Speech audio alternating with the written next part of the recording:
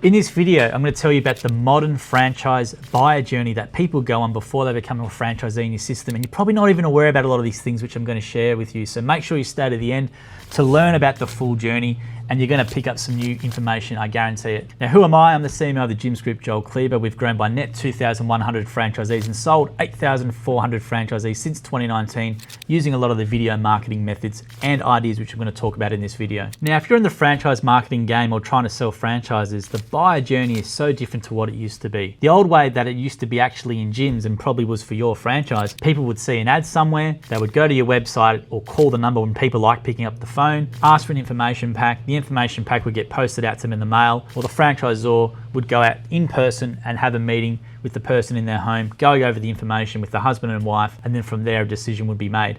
Now, the decision making has completely changed and how people research your franchise is completely different. I wish it was like the old days. It'd be far easier for us in terms of franchise recruitment and far less money, but that's not the case. The new buyer journey typically from us takes anywhere from 12 to 20 touch points before they actually even inquire on the website or have enough courage to call the call center to put an inquiry in. I've had multiple discussions over the years with hundreds of franchisees, and to hear the shift from 6 years ago to now is quite amazing. Now you've got franchise prospects using LLMs like ChatGPT or Claude, asking it to do a pros and comparisons table between your franchise system and other franchises. They're going into Reddit, asking if buying a franchise in your system is a good idea. They're asking Facebook groups. They're going into various forums. They're asking friends and families. They're reading comment sections on your ads. They're actually reading the comments on your page for your content. They're checking out your founder. There's all these different touch points and these places they're going and investigating in the background, which you're not even probably aware about, which are influencing the decision. And the reason why you're never going to be aware about them is because they're never going to inquire in the first place, or if they do inquire about your system, they go on this journey, they're going to ghost you. So I'm going to tell you the typical new franchise buyer journey. And this is from hundreds of conversations I've had with franchisees over the years. So generally what happens is they hear it from a friend or a family about gyms, or they see an ad, and we spend heavily on meta. So they get the idea planted, all right? So it's the first step in the buyer journey. Now, even when they see the ad or ask the friend, they're not putting inquiry generally. What they're typically doing is they're typing in gyms mowing, or they're typing in gyms group franchise, etc. And they're seeing the Google search results page, right? Third, for us, they're actually seeing a Reddit discussion, which is quite negative, but they're seeing a bunch of repurposed articles from our website, they're seeing podcasts, and they're seeing videos. Typically from there, what a prospect will actually do is they'll stumble across our YouTube channel. So the YouTube channel in Gyms has more than 3,200 videos now, and what they're doing is they're starting to click through and they're watching, right? Depending on the division they're in, they might type in the search bar about gyms mowing interview or gyms cleaning interview, etc. But they're going through there and then they're consuming all this content on their own time. Touch point 3 is that they then see we have a podcast, or they see we have a podcast in the search results or on our website. They then go to the Gyms podcast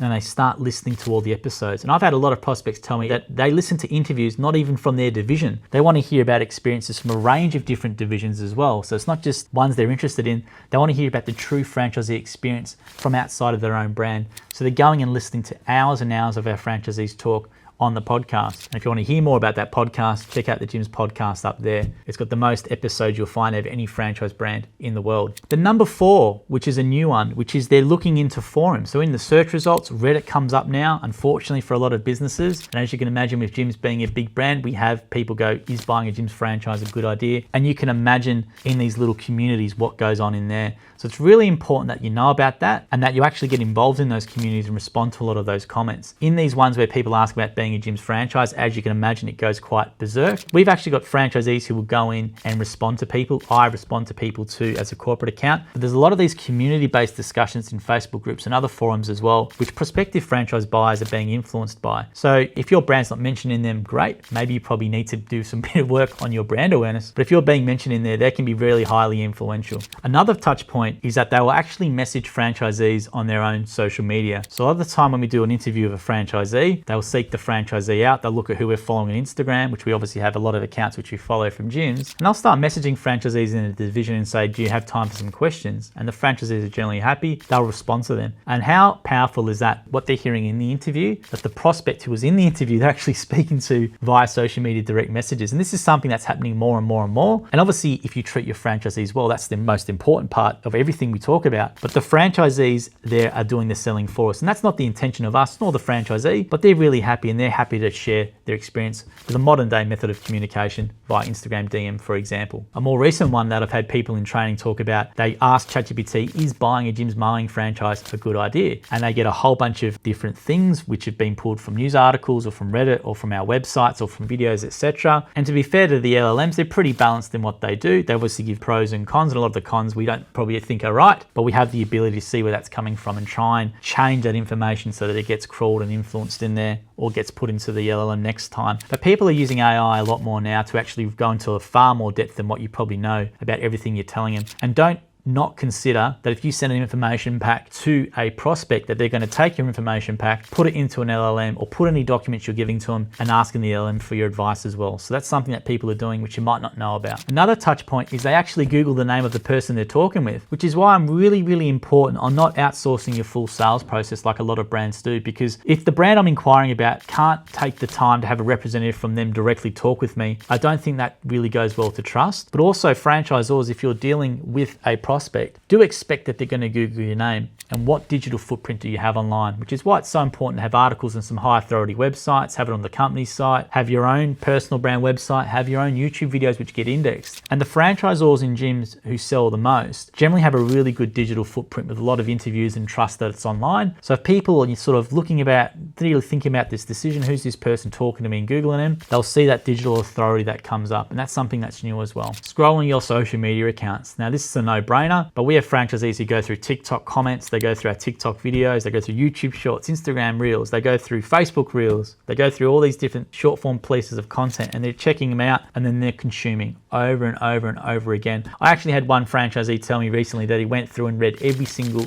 comment on our Facebook posts, which would have been thousands, but he wanted to see what people were saying about the brand, and he came into training. So it's just really interesting to hear how much short form content and how much they actually do look at your social media accounts. So what do you have on them? What's showing up? Are you posting consistent content in there as well? Because if you're not, you're really missing out, adding an extra layer of trust. Another touch point is they actually check out the founder on LinkedIn, because for example, if they search our founder Jim Penman, they'll see his LinkedIn comes up and a whole bunch of news articles, and they can go on LinkedIn and see a whole bunch of his posts. Now I use that as a really big trust builder for us because he's got a great entrepreneurial story. A lot of corporates who are scrolling on LinkedIn, we want to become franchisees because it's going to be a far better life with our system. But we share that and we use that as a marketing channel. But I've had a lot of people in training recently talk about Jim's LinkedIn. Heck, I've even had people say my LinkedIn was the thing that got them to look at Jim's. And people stalk you for a long time if you're posting consistently. That builds enough trust for them to get a sense with what you're about and all the advice you're giving for them to then come into your system as well. Now, after they've checked out all these different places where you are, I generally find they go and watch more videos, and they go to the YouTube channel or they listen to more podcasts as well, and they keep binging on that to just reinforce all this other information that they've read online as well. And the great thing about having that YouTube channel there, Reddit, for example, is not always positive about franchises, definitely not about us, but they can really go, right, what's going on here? This is completely different from what I'm seeing here. The actual franchisees are telling me something different. Who do I believe? I believe this. And they can then come into the system based on all the trust that you've got on there. But if you're a franchise brand and you don't have this stuff online, believe me, all this other negativity that's online in Reddit and Facebook groups about your franchise brand, that is putting people off inquiring or giving an extra reason why people aren't going further in your process as well. So make sure you do an audit to see what comes up. Then after they do all this, they're probably thinking, all right, well, how do I actually inquire and learn more? They go to your website, they go to your recruitment page, and then they put an inquire. But I can tell you this, I've never had someone in my 6 years of doing the marketing and leading the marketing at gyms and new franchisee training tell me the website landing page was fantastic, the video sales level meant so much, the information pack was the thing that got me across the line. It's never been that. It's always been everything else what I'm telling you about in this video. That's been the trust. That's been the thing that actually gave them the confidence to come into here. It's never the website. That's generally the last step of the buyer journey, just to inquire. And then obviously the last point into that